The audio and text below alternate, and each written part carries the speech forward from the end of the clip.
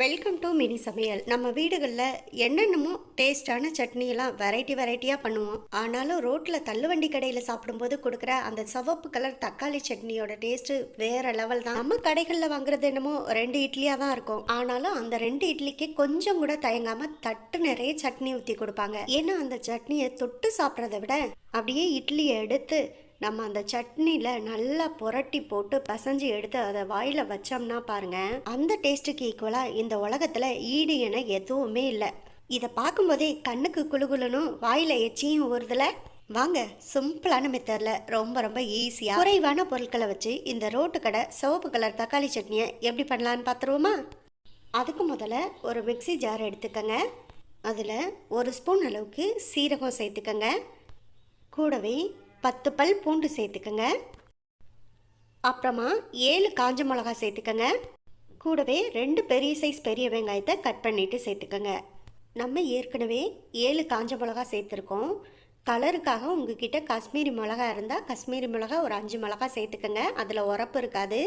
அப்படி இல்லைன்னா காஷ்மீரி மிளகாய்த்தூள் கூட சேர்த்துக்கோங்க. நான் இப்போ காஷ்மீரி மிளகாய்த்தூள் 1 ஸ்பூன் அளவுக்கு சேர்த்துருக்கேன். இந்த மிளகாய்த்தூள்லையுமே எந்த ஒரு உரப்பும் இருக்காது. கலருக்காக மட்டும்தான் நான் இப்போ அதை சேர்த்துருக்கேன். அவ்வளோதான். இப்போ மிக்சி ஜாரில் எல்லாமே சேர்த்தாச்சு. இது எல்லாத்தையும் சேர்த்து நல்லா நைஸாக ஒரு பேஸ்ட்டாக அரைச்சி எடுத்து வச்சுக்கலாம். பாருங்கள், இப்போ நல்லா நைஸாக பேஸ்ட்டாக அரைச்சி எடுத்து வச்சுட்டேன். இதை அரைக்கும் போது ரொம்ப அதிகமாக தண்ணி சேர்த்துடக்கூடாது. கொஞ்சமாக தண்ணி சேர்த்து நல்லா இந்த அளவுக்கு கெட்டியாக அரைச்சி எடுத்துக்கணும். அவ்வளோதான். இப்போ பெரிய வெங்காயம், மிளகா, பூண்டு இது எல்லாம் சேர்த்து அரைச்சாச்சு. இதை அப்படியே தனியாக எடுத்து வச்சுக்கலாம். அடுத்ததாக இன்னொரு மிக்சி ஜார் எடுத்துக்கங்க. அதில் 3 பெரிய சைஸ் தக்காளியை நான் கட் பண்ணி எடுத்து வச்சுருக்கேன். அதை இந்த மிக்சி ஜாரில் சேர்த்துக்கலாம். தக்காளி சேர்க்கும் போது மட்டும் நல்ல பழுத்த தக்காளியாக பார்த்து சேர்த்துக்கோங்க. அப்போ தான் இந்த சட்னி இன்னும் டேஸ்ட்டாக இருக்கும். அவ்வளோதான். இந்த தக்காளியையும் நல்ல ஒரு பேஸ்ட்டாக அரைச்சி எடுத்துக்கலாம். அதுக்கு முன்னாடி இது கூட தேவையான அளவு கல் உப்பு கொஞ்சம் சேர்த்துக்கங்க. தக்காளி அரைக்கும் போது தண்ணி எதுவும் சேர்க்க தேவையில்ல, அதில் உள்ள லிக்யூடே போதும். இப்போ நல்லா நைஸாக பேஸ்ட்டாக நம்ம அரைச்சி எடுத்துக்கலாம். பாருங்கள், இப்போ தக்காளியை நல்லா நைஸாக அரைச்சி எடுத்தாச்சு. இந்த அளவுக்கு நல்லா கெட்டியாக அரைச்சி எடுத்துக்கணும். இந்த சட்னியை பொறுத்தளவில் வெங்காயம் தனியாகவும் தக்காளி தனியாகவும் தான் அரைச்சி எடுத்துக்கணும். அப்போ தான் டேஸ்ட்டு ரொம்ப நல்லாயிருக்கும். அடுத்ததாக அடுப்பில் ஒரு பாத்திரத்தை எடுத்து வச்சுக்கோங்க. அதில் ஒரு 3 ஸ்பூன் அளவுக்கு எண்ணெய் சேர்த்துக்கங்க. எண்ணெய் சூடானதுமே 1/2 ஸ்பூன் அளவுக்கு சீரகம் சேர்த்துக்கங்க. எண்ணெய் சூடாகி சீரகம் பொரிஞ்சு வந்ததுமே 1/2 ஸ்பூன் அளவுக்கு கடுகு உளுந்தம் பருப்பு சேர்த்துக்கங்க. இப்போ சீரகம், கடுகு உளுந்தம் பருப்பு இது எல்லாம் சேர்த்து பொரிஞ்ச உடனே ஒரு கொத்து கருவேப்பிலை சேர்த்துக்கங்க. கருவேப்பிலையை நல்லா எண்ணெயில் ஒரு முறை வதக்கி விட்டுட்டு முதல்ல நம்ம வெங்காயம் சேர்த்து அரைச்சி வச்சிருந்த பேஸ்ட்டை இதில் சேர்த்துக்கலாம். நல்லா எல்லாத்தையும் சேர்த்த பிறகு அடுப்பை மீடியம் ஃப்ளேமில் வச்சுட்டு நம்ம வெங்காயம்லாம் சேர்த்து அரைச்சிருக்கிறதுனால அதோட பச்சை வாசனை போகிற அளவுக்கு ஒரு 2 நிமிஷத்துக்கு நல்லா இந்த எண்ணெயில் வதக்கி விட்டுக்குங்க. நல்லா எல்லாமே வதங்கி வந்த உடனே குட்டி குட்டி பபிள்ஸாக வரும். அதில் பார்த்திங்கன்னா எண்ணெயெல்லாம் பிரிஞ்சு வர ஆரம்பிக்கும். அந்த சமயத்தில் நம்ம அரைச்சி எடுத்து வச்சுருக்க தக்காளியையும் சேர்த்துக்கலாம். அரைச்ச தக்காளியை சேர்த்ததுக்கப்புறம் அந்த தக்காளியோட பச்சை வாசனை போகிற அளவுக்கு நல்லா ஒரு 2 நிமிஷத்துக்கிட்ட அடுப்பை மீடியம் ஃப்ளேமில் வச்சுட்டு வதக்கி விடுங்க. இந்த சமயத்தில் தேவையான அளவு சட்னிக்கு உப்பு சேர்த்துக்கங்க. நம்ம ஏற்கனவே தக்காளி அரைக்கும் போதும் உப்பு சேர்த்து தான் அரைச்சிருக்கோம். அதனால் கொஞ்சமாக டேஸ்ட் பண்ணி பாருங்கள். உங்களுக்கு உப்பு பத்தலைன்னா இந்த சமயத்தில் சேர்த்து நல்லா கலந்து விட்டுக்கோங்க.